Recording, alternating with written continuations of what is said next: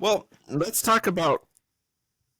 So I was thinking about that text conversation that we had about sort of where I feel like I'm in a really interesting and different place in relation to the notion of Christ and Christianity than I've been before.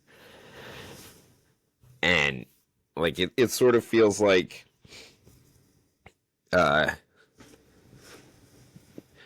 I don't know, over the last year and a half, ever since I first had that conversation with John, and he asked me about Jesus's last words on the cross, and that notion of God forsaking God, and like sort of ever since, like my spiritual journey has been grappling with that, and just it's become the koan, right? The koan of koans for me is like, well, who's Jesus, and how has God become man, and like what is going on specifically maybe through that point, but then just overall. And it's sort of funny because I thought, like, growing up, I think we talk about Jesus for sure in the Protestant tradition, but then it's always the focus is on the death and resurrection, the cross, mostly the death and the suffering, the resurrection as well, but it's all about this sort of substitutionary atonement thing, right? And the notion of what it means for man to be God and God to be man is sort of just glossed over because it's like, well, that's really complicated, but basically just like he was God and man, and you have to believe that. But nobody really spends a lot of time talking about, or at least in my experience, or thinking about, like, what does that mean? And, like they call it Christology. And what I've realized is like, man, if you don't take a lot of time to think about what it means for God to become man and man to become God, you don't have the faintest clue of what Christianity is. Because ultimately, like, that's what Christianity comes down to, is that somehow non-being, like being and non-being, the beyond of God, like actually enters into particularity and suffering for its own sake without any, like, just for the being of it in all of its forms, and then sort of like dies, and then somehow, and rejects himself somehow, and then is resurrected again, and returns, right? It's the full thing. But you can't understand it until you get the notion. Like, it's one thing that we can think of. For some reason, it seems like it's easy for us to think about a man being God in some sense. That seems easier for us because, like Greeks and the Egyptians, and like sort of always we've had the notion that whatever God we're worshiping, they have some sort of human-ish manifestation. And so I feel like that's always easier and gets super emphasized, that Jesus was God. But it's usually a deus ex machina in relation to Jesus, the man. Sort of like Jesus, the man, is sort of just a robot doing, with God inside him or something.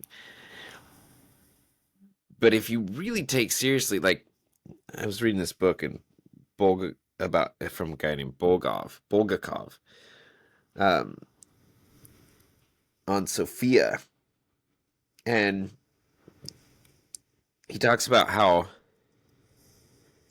Jesus had to pray, go up to the mountains and pray for the same reason that every other human has to go up to the mountains and pray, and it's to get closer to God.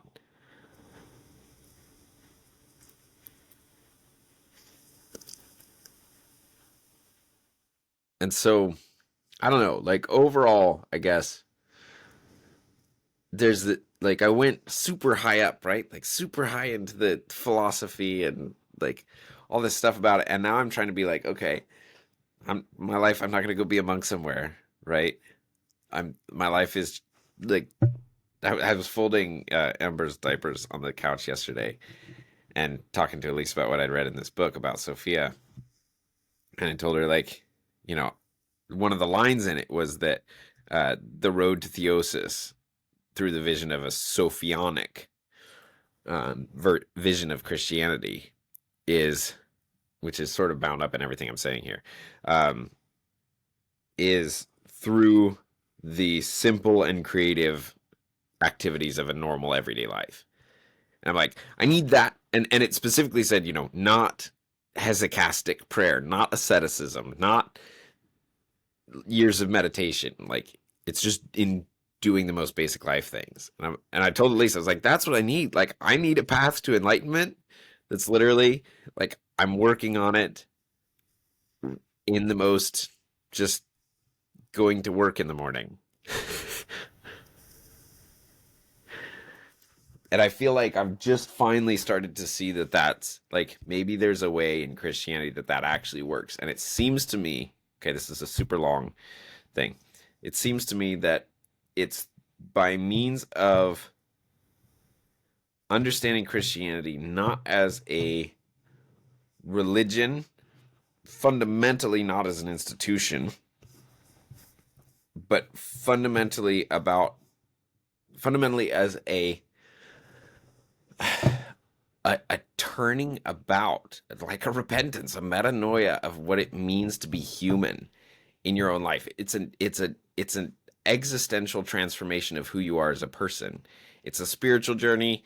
There's like, it certainly doesn't, it does have to include some sort of community aspect because we're not just pure individuals, but it's not by means of the community. That's just a part of it.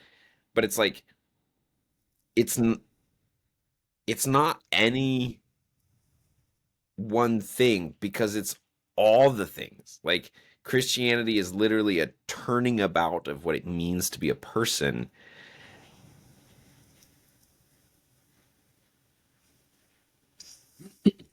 Which can be summed up in so many ways, but I think one of the best ones is this: a turn from the diabolical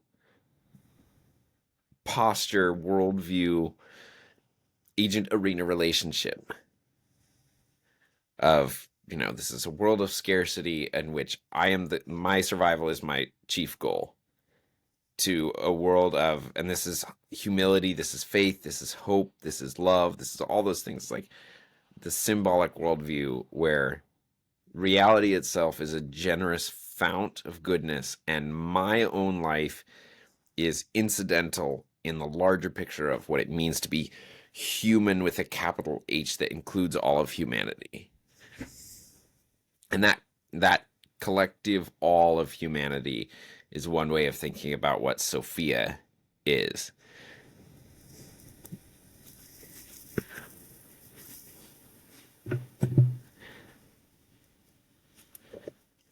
Oh, and to tie one final thing in about Christ and Jesus here, sorry, is because if that's true, then each one of us is both all of it and one of it. And that's why, like, Jesus coming and doing his thing, well, and Jesus, like, fully embodying what it means to be man and God, like, it makes all of humanity collectively, like, Sophia is not one of the three persons of the Trinity. It's like the wisdom of God that is the thing they all share in common.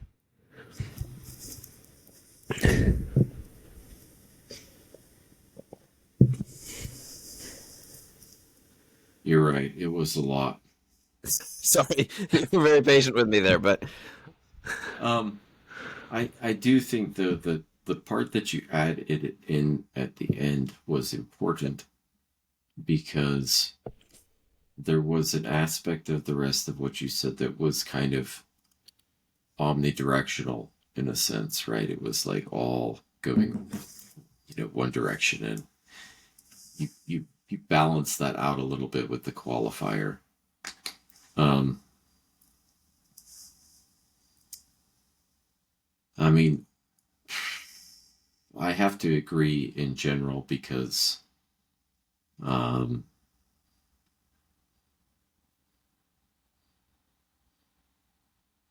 I would say that my perspective of a lot of these things has been transforming over some period of time that I'm not sure how to qualify, right? Like Yeah. at this Yeah. point, like how long this has really been going on. But,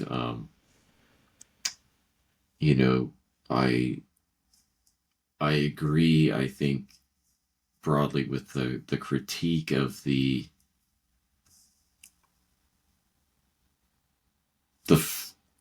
not only the critique, but the description of the framework that we are kind of initiated in. And Yeah, it's as if like Christianity is a religion the over and the against other the religions. prop some of the yeah, so to some degree, like that, let's call it like the propositional limitations Yeah. to some to and these happen to be the specific ones of the, the boundaries of the box that we inhabited. And Sure. we gained an appreciation for some of the other boxes that other people have inhabited, and how the world looks through those lenses. um, One of the first things for me that started to, I guess, kind of prompt a an insight in this direction was when I went to Ghana near the last couple of months that I was there. Was within that period of time fell Ramadan. And during that time, the area of northern Ghana there is like nominally Muslim, somewhat, although at the time a lot of it is still basically, pagan ancestor worship kind of thing as well. Like there would be traveling imams, because normally there wasn't anybody out there, right? But like during Right. Ramadan, there'd be some imams come through every now and then. And I would run into them in these villages, and they'd come out, they'd listen to me teach. And then, if at the end I'm always like fielding questions, and if there's one of those guys there, like they're just going to bombard me with questions. So Nice. I had opportunity to engage a couple of the guys, of course, through an interpreter usually, like Yeah. maybe one that I met ever spoke English. Okay. So, it's like that. What do you remember any of the questions they asked? Like what were the Well, things this they this is the really significant thing that I took away, Yeah. from lots of back and forth with them. They made a really clear distinction that I'd never made before between the difference of, um, the Son of God and God the Son. Mm-hmm. Mm-hmm. Yeah, yeah. Okay. Say more. And I mean that got to be like that, say, definitional, sticking point was almost like the point beyond which we could not pass in conversation, because And and and did they allow for one and not the other, or did they say they were both valid but distinct? they would say that Jesus was the Son of God, a Son of God. Sure. And would all other humans be wrapped into that, or is that But like a to special say, but category? that I wouldn't go so far as to Oh, say okay. that I Okay. sussed that out. I Okay. mean, a lot of this I didn't even really recognize real clearly without Right. Right. retrospective analysis, Right. Right. you Right. know. But it did happen a couple of times in different situations where this came up as a point, right? Like Yeah. this God the Son and the Son of God are, like, you're talking about a different thing. So would they allow for God the Son as a idea? Because they're pretty hardcore monotheists, right? Like they don't. It didn't seem like. This is one of the right? weird things Like, about Christianity is it's like it's polytheistic and monotheistic at the same time. That's why like theism is such a dumb but but thing. but this was, to me, even drawing that distinction and holding it up as a thing that maybe must be thought about, Mm-hmm. right, was a thing that like caused me Mm. to come into some kind of a fundamental contention with the framework that we were operating in, right? It's Oh, like, I see. okay, It's a little like bit like a I moment for you, a little bit like how John's Socratic question was for me. Is that maybe? in some sense, well, or just like a one of those, again, because like the situation of being there embedded in that kind of environment that was so different and like so many, like in many ways overwhelming in context, Totally. right? Like a lot of these more fine, let's say, finer points of insight were, retrograde analysis. Right, right. Totally. And it's like my my resolution on those conversations 20 years ago through an interpreter around, a dim campfire light in, they're not perfect, right? But the gist of the things is what I always hold on to, right? Because what else? My memory's got it all there somewhere, but like the salient points are what sticks. Yeah. And Just as a random brief aside, I just had the sort of how you sometimes have things click about a person, even though you know them well, like a perspective you never quite understood before. Like obviously I know you pretty well, but I don't think I'd ever quite had the recognition that I just had of how much deeper your sense of like the primordial moment of sitting around a campfire is, especially with almost like, you know, subsistence living tribesmen. Like that's pretty mm-hmm. cool because like you did that for 6 months. Yeah, it's something that at the time I certainly didn't know how to appreciate or value. Totally. Yeah, Especially, you didn't have John since Vervaeke. I didn't highly, like really volunteer for it, hardly even, right? Like it wasn't a big dream of mine to go be Oh a yeah, missionary yeah. in The Africa. coercive aspect. But in retrospect, like despite the malaria and all the other things, right? It's like the perspective that I gained from that is not something I could Yeah, synthesize in any way, shape, or form.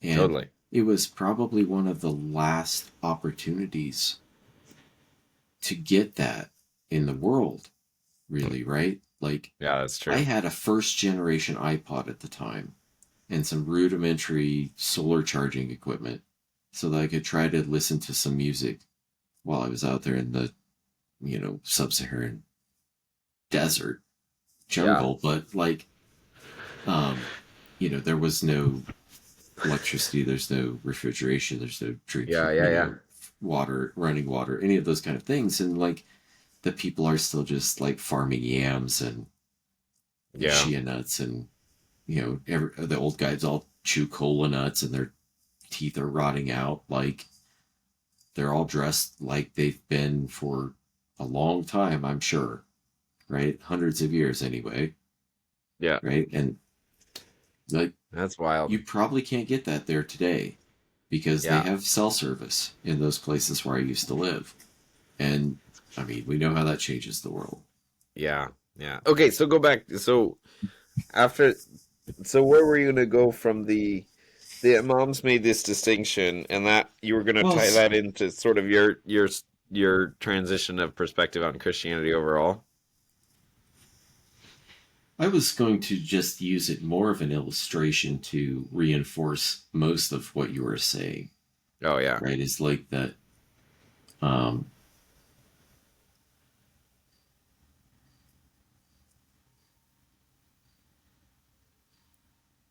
and I think in many ways we were fortunate um, to grow up with some sort of a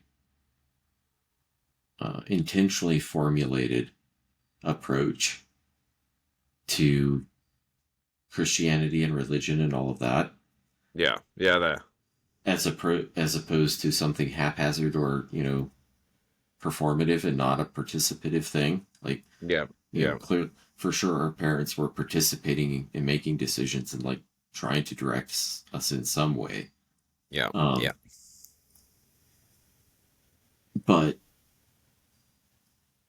it does also seem like the outcome of that in the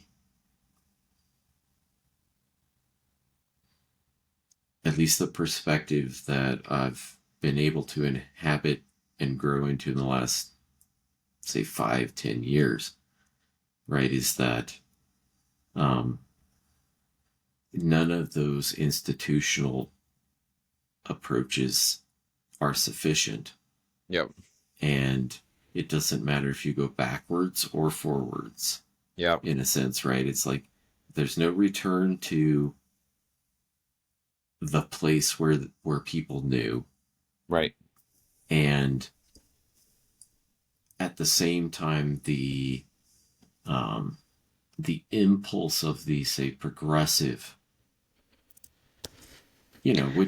which is a term that I think, it's like it's aptly applied and probably aptly uh, critiqued on all the different levels, and it's just because, like, you know we do have a deep appreciation for the necessity to be adapting, changing, Totally. moving Yeah. forward. Yeah.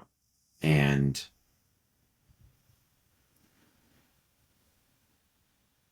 there's a necessity to balance that with some sort of a perspective of where we are and where we think might need to be going, and those things tend not to communicate well with each other for some range of reasons, Yeah. right? And like the the thing that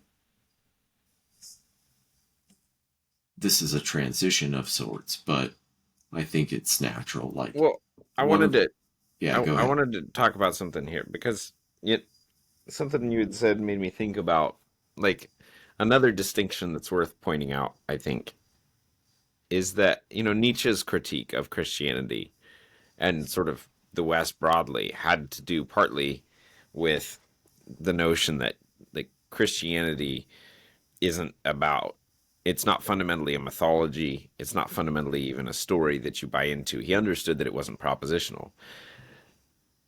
But he stopped at the level of your ethic, your morality, like the normative standard.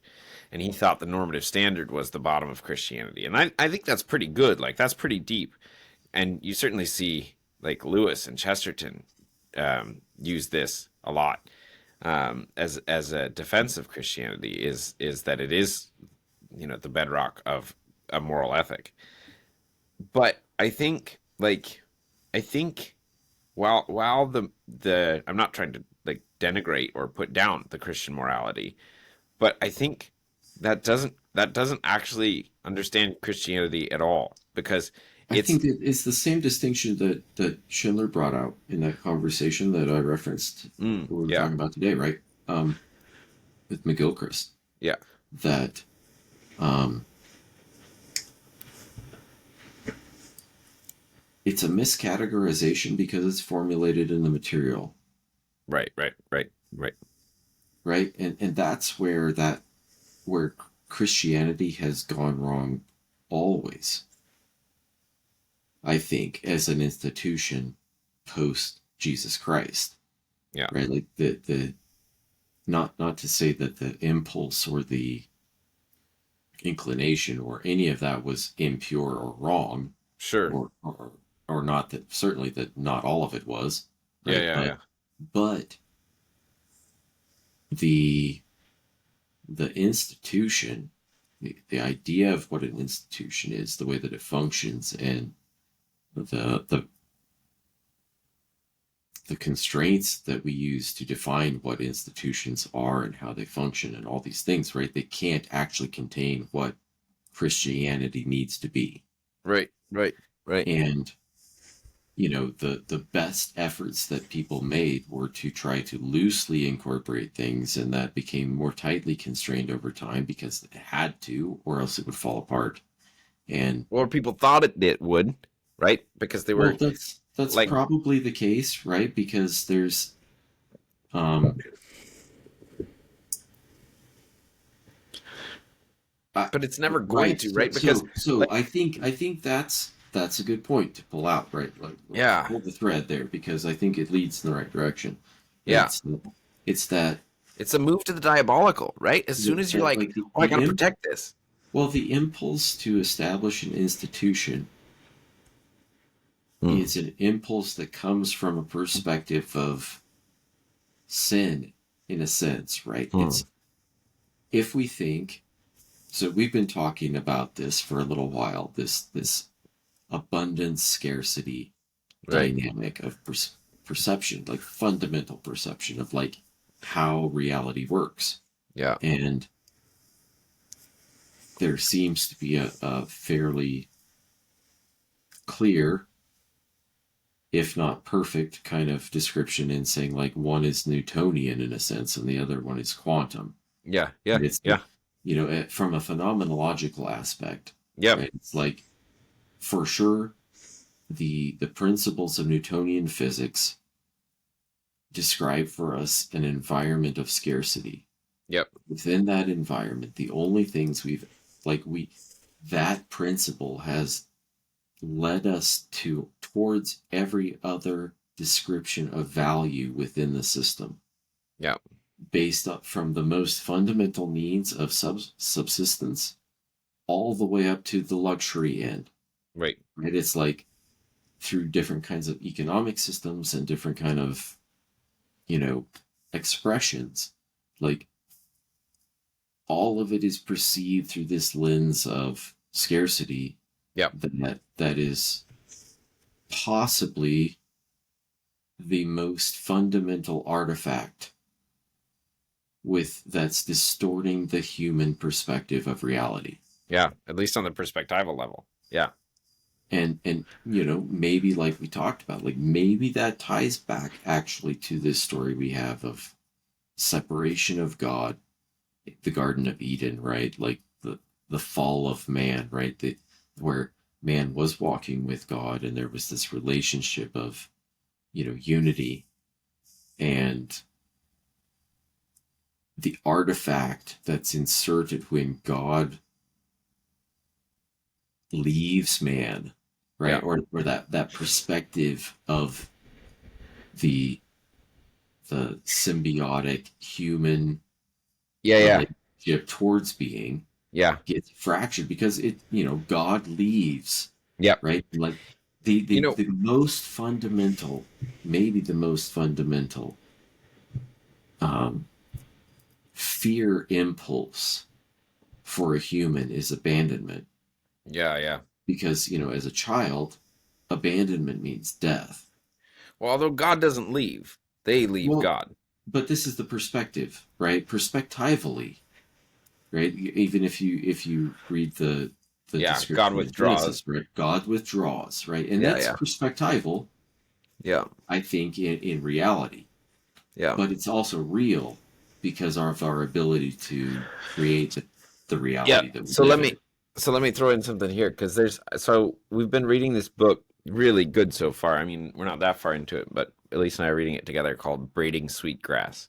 I forget the author's name right now, but she's a she's her heritage is at least partly indigenous, like some tribe near the Great Lakes. I forget the name, um, and then partly European broadly, and it's really interesting. So she's, as far as I understand it, the whole book is a thrust towards shifting, really like trying to shift us back toward a symbolic worldview, which is the indigenous worldview, more or less. I mean, I'm sure there's exceptions, but what at least what you hear generally is that this sort of harmony with nature, like acceptance of fate, at least on some degree, at least for the spirituality of it. Um, but she juxtaposes their origin myth with a version of the Christian origin myth, and it's really interesting how she talks about it. And I don't know, like this is very likely the deepest version she knows of the Christian myth, but it's interesting because it leaves out some really interesting things. But the origin myth that she tells from the indigenous perspective is it's called Sky Woman, and it's a woman falls from the sky where humans are, and all that there is ocean. And as she's falling, the geese see her falling, and they fly up and form together so that they catch her and lower her to the water. And a turtle comes and she sits on its back, and there's no land anywhere, but the turtle holds her up. And then progressively, the different animals dive down to try to find mud, because there's legend that there's mud somewhere. And then finally, a muskrat brings back some mud. He like dies in the process, but he has a little bit of mud. And she takes it and like rubs it over the turtle's back, and it forms the earth. And she brought seeds with her because she was pregnant, right? And that's where the world comes from. And so inherently in your origin story, you have an understanding that what it means to be human is to bring down intelligibility and cooperate with intelligibility and create habitable order, a generative, habitable, constructive order. And it's pretty great. And the Native American, Oh man, yeah, yeah, origin myths can be like really insightful, and I only oh know a yeah. few of them. Well, and so The ones from the Southwest, right? yeah, Like yeah, they vary, like they're entirely different than that, right? There's yeah, no ocean in them, right? right, right, They're like coyotes, right, right? And right, some stuff like that yep, are yep, participative in creating the Earth, and it's like yep, yep. But so she juxtaposes it. a lot of stuff though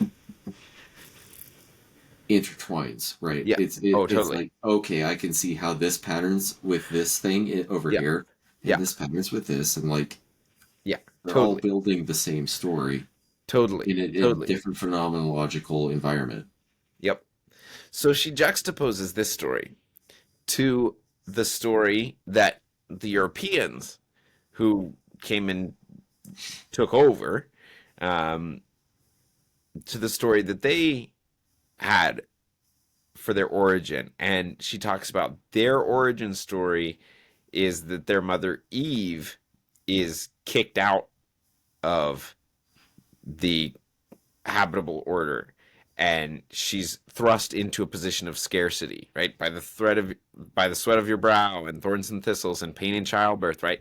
Scarcity, scarcity, scarcity, scarcity, fear, Hmm. existence, survival, right?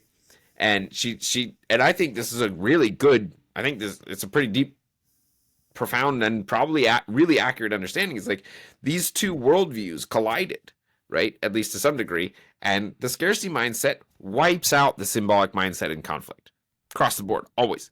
So I But let me here's ask this: but let me I finish. would contend that Let me finish. actually in the Christian story, right, the Judaic story Yeah, is exactly that same story.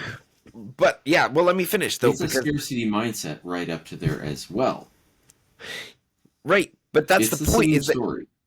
well? But the thing is like first of all, that leaves out the first part of the story, and a profound necessary distinction is that man starts in the same situation as Sky Woman, and then chooses to abandon it. Right? You like that has to be seen as primordial to the kicking out of the garden, is the choice of man to leave the garden. But also, like you're exactly right. Most Christianity, all Christianity, so called, which is really some sort of Gnostic, late stage Judaistic thing, um, it maintains that It's an scarcity mindset, extension of that same mentality. and it extends it into eternity. Like it throws So, it over the horizon into eternity, because the scarcity but mindset, but like this is that. actually what Jesus changed, Mm, and this is the difference, right? And this is why the Christianity movement, right, institutionalized, destroyed almost what Jesus came to do, yeah, right? And why I think you see in some, I mean, maybe this is just, I mean, this is narrow probably, but this is one way to look at it, right? It's like that, there's a progressive awareness occurring in yeah, consciousness, across Yes. time in the human being experience, Right. Right. right? The Right. the embedded consciousness within the human Yep. um, Yep. interface, and And that's Sophia. and From the it has, sociologic perspective, but that's Sophia. It's the but it hidden, the hasn't, hidden. but it hasn't been universally distributed, right? Because cultures in some places weren't progressing towards the thing that emerged into Jesus Christ Right. everywhere, right? And there were very few places where it even emerged into something like the Buddha, Yeah. or anything that could begin to conceptualize something beyond scarcity environment, right? Because that's what Buddhism does as well, right? And I think Hinduism also, right, is that fundamentally below all of the phenomenological or beyond it, somewhere, it's not this. Like, this is not the most fundamental thing that our consciousness experiences, right? Something like that. Whereas a lot of these others, even though they're pointing towards that, Yeah. right? Like, they're still entire, like, What if they weren't though? So there's here's a question. Here's a well, human question. sacrifice. Think Like, about human sacrifice in this context, right? Like, go New World civilizations. Like, you go 1600, oh, sorry, 1400s, yeah. right? Like, you have the like Inca Uh, still in the Aztec, oh, sure. right? The But Mayas like, are dissipated at that point, but like, these people are still practicing, and extensions from basically probably from the Olmec civilization and whatnot, like a lot of progression, but still within a contained environment relatively. Like, ideas aren't flowing across yeah, continents laterally at this point. So you see what happens in a contained environment in the Americas and where that directionally is going in a sense, right? right. And you see what's happening in, you know, northern Africa, Meso Mesopotamia, and Europe, with some confluence there also with the East, right? Because the East Yeah. is also with India and China Yeah, and yeah. some of, like, things are developing differently, but there's all this crossover in Eurasia Yeah. that happens for a long time, Yeah. right? And some of the impetus of that seems to be something that raises collective consciousness above a certain level. Totally. And Totally. that doesn't seem to hit the Americas in the same way because it's isolated from Well, that impact. But there's an it's interesting, developing, but it develops in a different direction. Like, yeah. I mean, it's although still, like there's still it's, insights there, I think, but like, it doesn't have the some of the same things. well, there's a question here where it's like, I, I'm not at all convinced that you couldn't make an argument that things like some of these indigenous tribal cultures and spirituality and religious frameworks is not in it, like not existing in a pre-fall state, because like I don't Well, I, buy. I, I agree with you. See, this is the thing. Like, I don't know that you can even look at some of these things in categorically the same kind of a way. Exactly. And like, I think you see Not pretty to say clearly. bad or good, and that's not a judgment call Exactly, in exactly. that regard No, at all. no, no, it's just like a different, you're like, I think your distinction between, say, Western and Eastern hemispheres is a good one, because you do, like, it's an isolation, but you do see, I mean, obviously you see similar patterns, but I wonder if this isn't a really good way to make the case that, because part of the thing in the back of my mind is that, well, they couldn't be operating pre-fall because they're dying and they have cancer and this and that, and it's like, but I don't, that's sort of an artifact from I think our sort of young Earth days, Pre because I don't Fall's think not the right thing. I think it's pre Christ in a sense, right? Or it's pre redemption well, it's in that certainly sense, that. right? Because and this is Christianity. has been operating in a pre-redemptive state also, Yeah. as far as I can Oh, tell, right? certainly. Because the whole idea, especially like you said that we inherited through Protestantism, Yeah, yeah. at least broadly in our iteration, Gnostic secular Judaism. There, there's and like we've been talking about this in the group a little bit. Like it does seem like Eastern Orthodoxy is something like maybe the best preserved version of the earliest version that we have. yeah, And then the Western version in Roman Catholicism was a an outgrowth of that, a reaction and expression to some things in that, as Protestantism was an outgrowth and expression in reaction to things in Catholicism.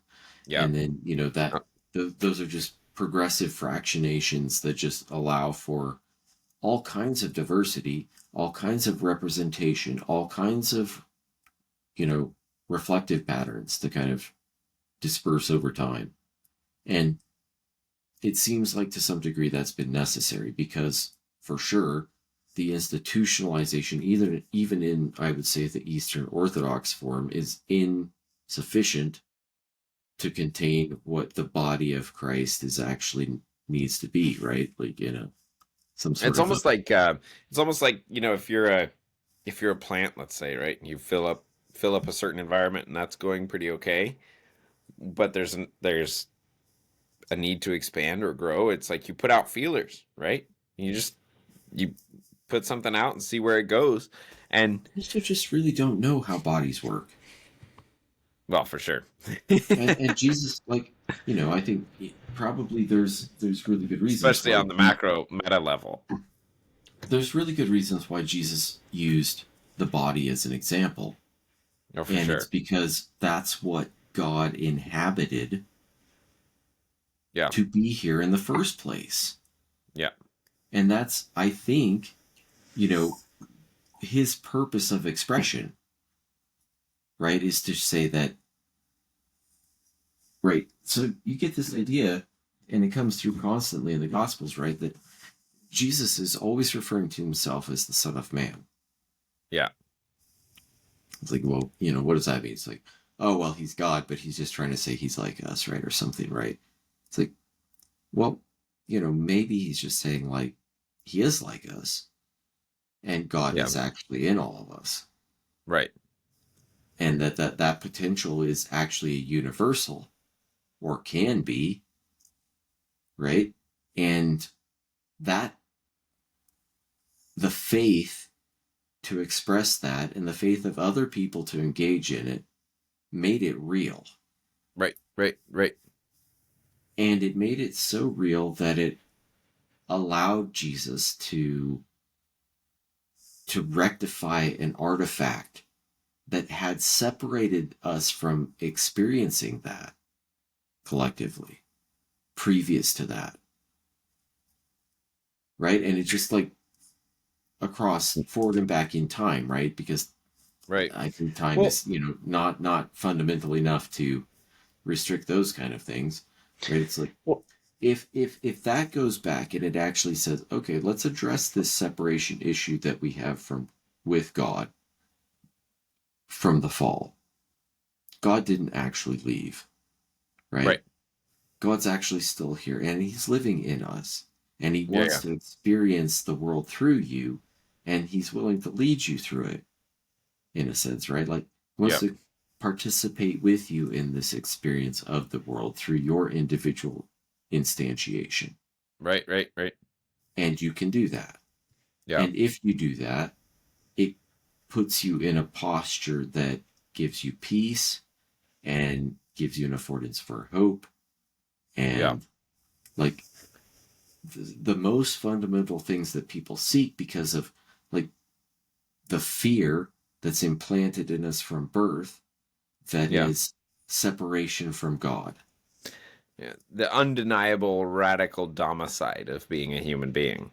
Yeah. Which as soon as it occurred to the first people that experienced it, and got codified into the experience, right? That like we are separated from God, Yeah. right? It's like, oh shit, we're separate from God now. Right. Like now we're Right. on our own. Okay, let's Right. make our way, right? Well, then Right. people start building, right? Then you have Tubal Cain, right? You have Tower Babel. You have like da da da da da da da da da Yeah. da. Yeah. Right? And No. all this happens, and it expresses all kinds of things. And at the end of it all, it's like, right? We get the limitations of suffering and malevolence and all of that to reflect and express something like the potential for the good to overcome Yeah.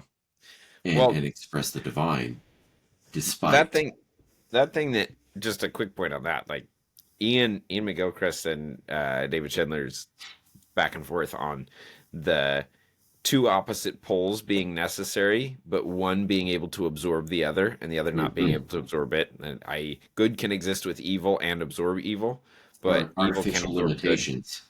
Yeah. Artificial limitations. Yeah. So, but I wanted Always to can go be back. absorbed by the divine, right? By Right. the infinite, right? Right. That's something like it, right? It's like you put them in there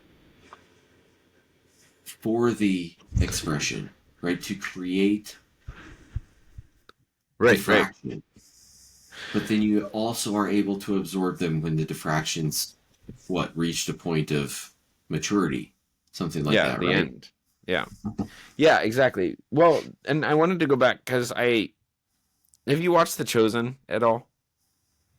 Kids and I have been watching it. Yeah, we're a few Nice. episodes in. Yeah. Nice. I mean, it's amazing. Like that It's show has great. been unbelievable. Unbelievable. Like there's some profound things in that show. But one of the things that like we just watched the last episode of season 3, which is the last episode that's been out as far as I know. Um and it something about like I mean, just where I am in my journey right now and the way Jesus is portrayed in that episode. Like it's the feeding of the 5,000 and Jesus and Peter walking on the water in the same episode. Like it's bomb. It's really well done. Um, Nice. but there was something that I saw in it where I had this like it hit me like it hit me hard of like I've never believed that Jesus is the Son of God. I've never actually believed that. Like I've assented to it many times, and like I've sort of grown up in it in this way that like you can't not sort of buy this idea that Jesus is the Son of God. But like I I I don't I've been trying to describe it to Elise like for the last 3 days, like talking about it in different ways, and so I'm gonna struggle here. But it was like it's like one of those moments where you've seen this just sort of bizarre arrangement of random pieces of trash in the art gallery, right? But you get to just the right angle, and all of a sudden, it's the Mona Lisa, right, or whatever.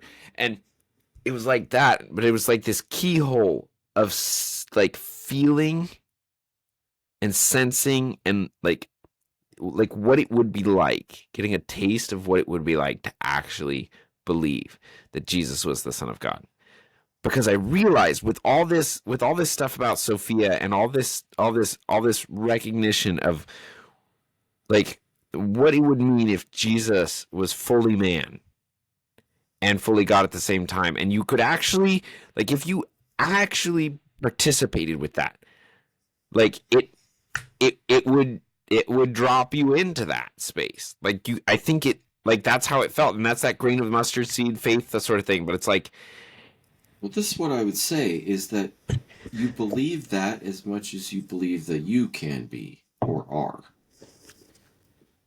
well, it's going to be part of it, right? Because No, I mean, look, as far as I can tell, I mean that's kind of a weird, probably heretical kind of thing to say, really.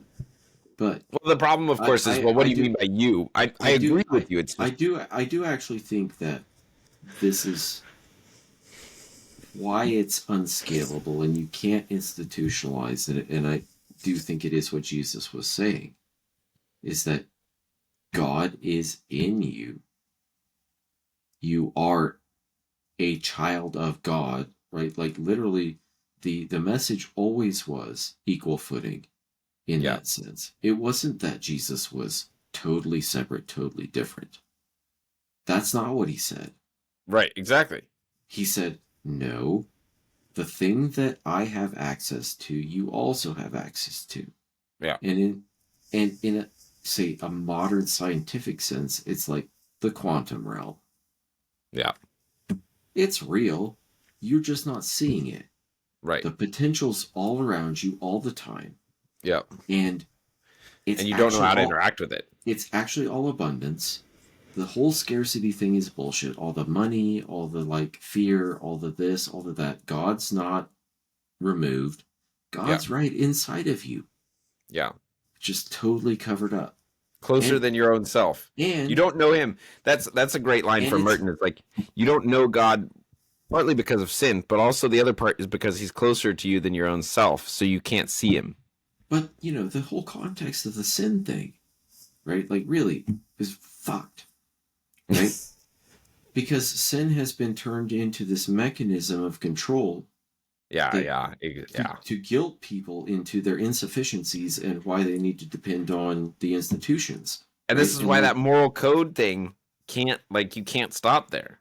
if you can't reconstitute sin as something like a positive feedback mechanism Yeah.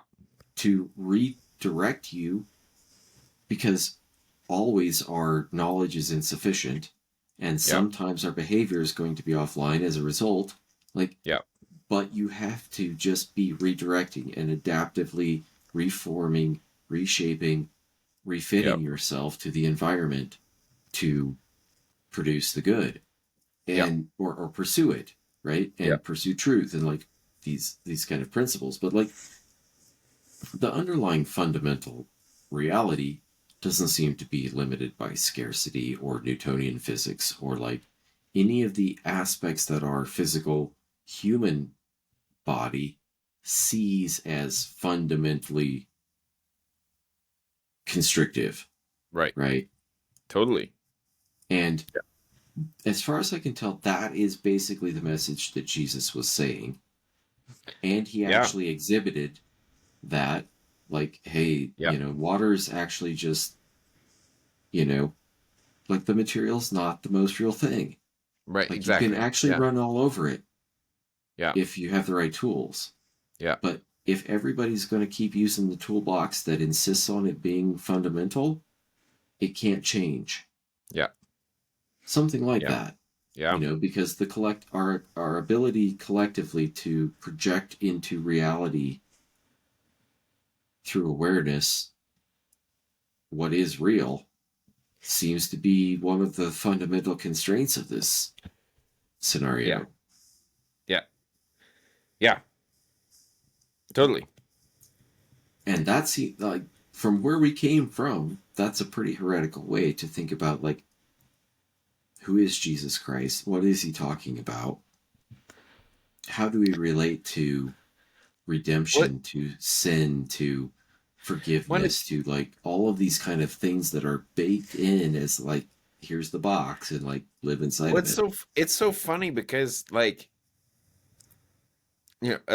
we've been talking about going back to church. Um mostly for community, right? Um and I don't know. We're still talking about it. We might not. I don't know. I haven't decided yet. But like where I'm sitting now, I'm sort of like, well, really any of the churches that I go to, there's very, very few, if any, of the propositions that they put forward and they will die for that I can't affirm. When I affirm them, I'm going to we're going to take it's going to go much further. It's not like I'm not going to say that your way of understanding this proposition is wrong. It's not. It's just there's more there. Like you just can't stop there. Um because it's like, Well, I mean that's a bit of a presumption to assume that you can go into any kind of an established environment with that kind of a what approach to life without disrupting it, right? Like I'm not it's Oh, like, I think I'll man, be. I think I'll be a I'm not disruptive figure. I'm not It's just interested. I'm not going in to disrupt anybody's group, right? Like totally, and that's not what I'm that's saying. I'm not saying that that would be the goal by any means. No, I mean, I would be. I That would don't be know quite. what the body I don't know what the body looks like. Like I really don't. Oh, I don't either. My point there You was just to say that like it's a funny place to be because I I totally agree. It's not that was my point. Is like I can agree with the things they're saying, but right. I know that I see it from a very different angle. Um, Well, we don't use the words the same way, yeah, exactly, right? And exactly. like that's the problem is like propositionally we're in alignment, but definitionally even we're not going to be. Well, And or it's you just know, like, like once you start to dig into why those definitional things matter yeah, and how that exposes the say the limitations of the proposition yeah, and why that makes the proposition no longer fundamentally viable as a thing to hang your hat on yep, when you're in a yep, group where people are hanging their hats on propositions, right? yep. Like that makes you like really unpopular very quickly. And sometimes maybe that's necessary, but usually it's like I'm not out to be that guy. Oh, totally. I know I can Yeah, go into any group out there and be that guy just by being yep, myself. But, you know, that's yeah. like you said, finding community or something like that. It's a Well, challenge because and the well, and I don't propositions mean have to be held loosely enough. well, and that's yeah. I think in some sense that's part of what gives me pause um, in joining any church is because like I want to be that guy. If I do go back to church, I want to be that guy who can be fully there, fully participate, like be on board with everything that I agree with, right? Because I like and still see it through my lens and have compassion for where everybody else is at and compassion for myself for what I still don't understand because it's not like I understand this.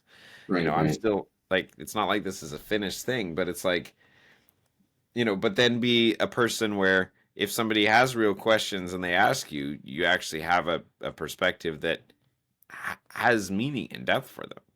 Um, So, what you want is like an Eastern Orthodox church that doesn't actually believe in the propositions of the religion, right? yeah, So that it can adaptively change into forming into like all the like that's the thing, right? It's like totally. you want to bring forward the value of all of the experience, Yeah, right? And it's not just from the Eastern Orthodox; it's through the totally. Roman Yeah, Catholics, and it's through the Protestants, and it's yeah. through Islam, and it's through Buddhism, and it's through Hinduism, and it's even through looking at like the American, Oh, for sure. all of these kind For of sure. things, right? It's like every kind We're of missing lens a that we lot can, from the pagans. Like we every, need every the pagans. very much, right? Like, well, because we call them pagan because we don't look at like the early Judaic roots and say, oh, these came out of Mesopotamia Oh yeah. and all Yeah. of these other roots that were pagan, Yeah, right? exactly. And like just because we chose this one line to build out this Yeah. narrative, Where the did the rest word of Jehovah them, come yeah. from? So, it's like, yeah, we're at this point in reality, at least in our experience, where it's like, yeah, we got to zoom out. We got to Yeah, try exactly. to And that's incorporate to in ways that seem, as far as I'm concerned, without any kind of a judgment, as much as we can withhold it, but yep. try to peer through as many lenses as we can and see if patterns are lining up, right? Like see where the things, it's like the principles that drove most of these cultures are fundamentally the same universally. Because if you don't have these same kind of principles, culture doesn't scale. Just Well, doesn't. yeah. Like you Well, and can't build a trust society if you don't have some rules, right? And if you don't have well, and this is trust, you can't scale human And this is interaction. why, like, you can't approach going to church as like, well, I need to find the right one, because there is no right one. But also, you can't approach it in a way of like, hey, I'm going to come in here and challenge the propositions and make it better, because you're never going to get there. Like, it doesn't even, like, in No, some sense, but right, the question is, can you find a place where you can be authentic? right, right, and That's where, and where you're not forced into being, or you're not constrained into performance. right. Well, and this is why, like, I'm sort of leaning towards, like, just an almost kind of generic. There's this community church down the road, and it's sort of like, a little bit on the Calvinist side of evangelical Christianity, but it's a community church, right? Mhm. It's pretty, but I know some of the people there. They're good people. They're chill. They're Yeah. not. But for me, I'm like, okay, can I find a place where I can be authentic, where I actually genuinely can connect with God and therefore other people, but also like to the degree that maybe I have anything to offer, and maybe I don't. Like, again, like I've still got a lot to learn, obviously, from even that perspective, right? But to the degree that I have something to contribute, they're the sort of people that I can speak their language, right? Because that's who I was. That's the language. That's my native tongue, right? And it's that I think Ram Dass Well, I mean, to and some or degree, like, and or Terrence McKenna have this idea that like after after you you go for go and Genki on them, and then your language is probably not the same. yeah, exactly. You have to question, right? You have to question and just answer questions, right? But um, but Terrence, I think it's Terrence McKenna has that, and Ram Dass says something similar, and so does Alan Watson's, everyone else. But that once you've sort of, I don't know, whatever metaphor you want to use, come out of the cave and you come back down again, like go back to your go back to the religion that you had to leave, just with a new set of glasses, because it doesn't matter which religion you're in, which particular flavor of the practice. It Right. matters, and that's not to be a perennialist, right? Like that's not No, to no, say that no, they're no. all I the mean same. It's that's a pragmatic approach to it's to say you solving have a place in the solving body. communication, Yeah, you have a right? place based on your genetics and your like the thing you are given when you're thrown into the world. There's a place where you can fit, that you can be of the most use. That's But basically it. but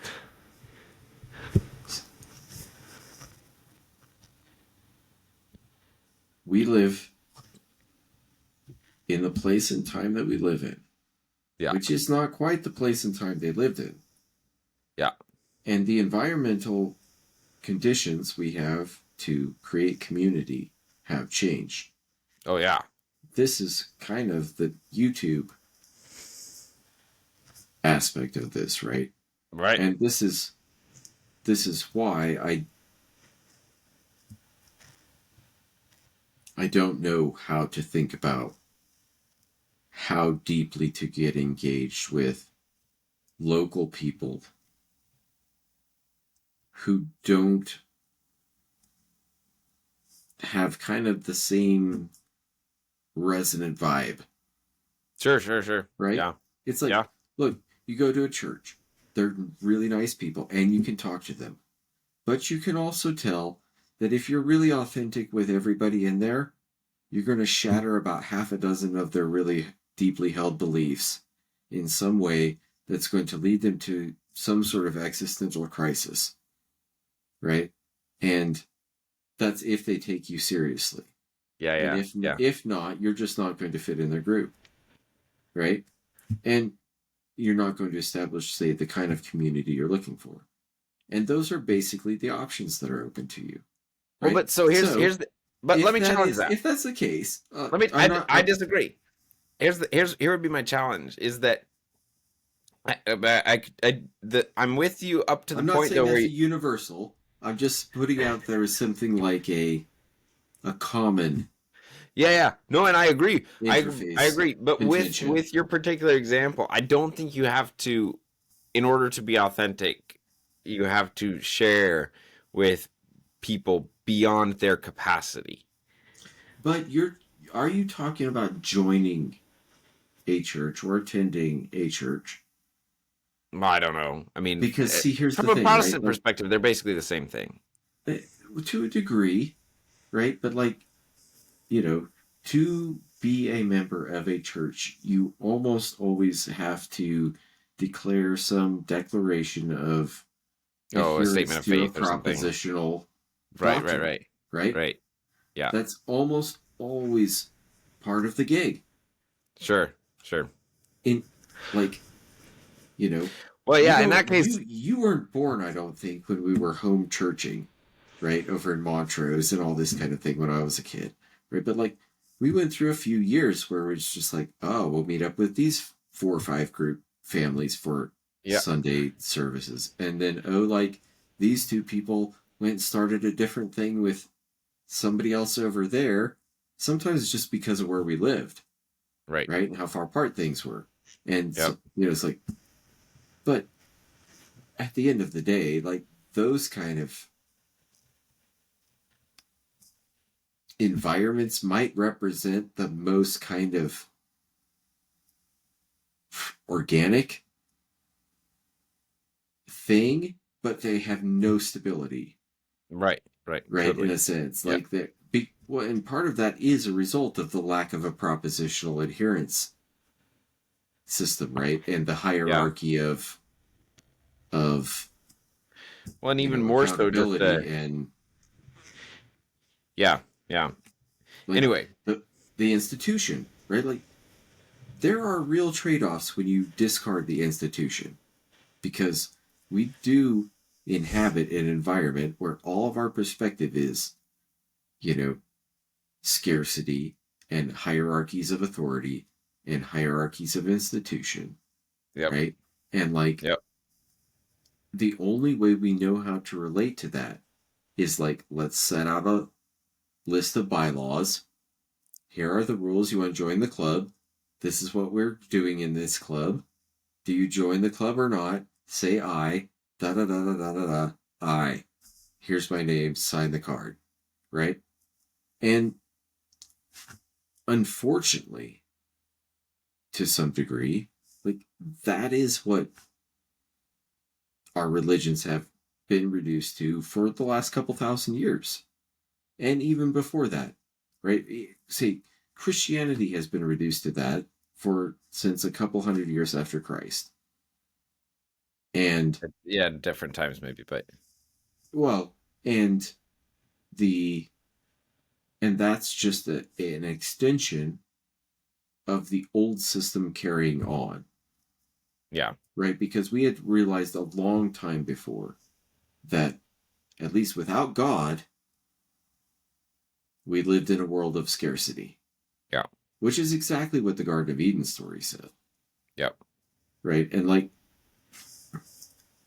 you know, yeah, many of the other kind of creation myths have some sort of divergent themes in some sense, yeah, although they have a lot of similar themes.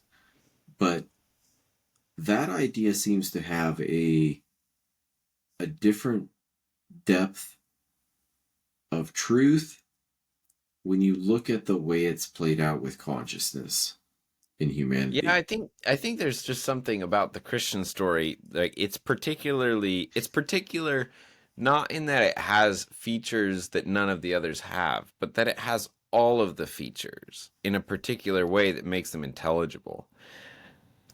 Well, and it's the story where you actually get the reconciliation that was Well, at least the required. reconciliation story builds out of that one, right? Well, that no, the just the piece that's required to get to the end piece, Right, right, right. right?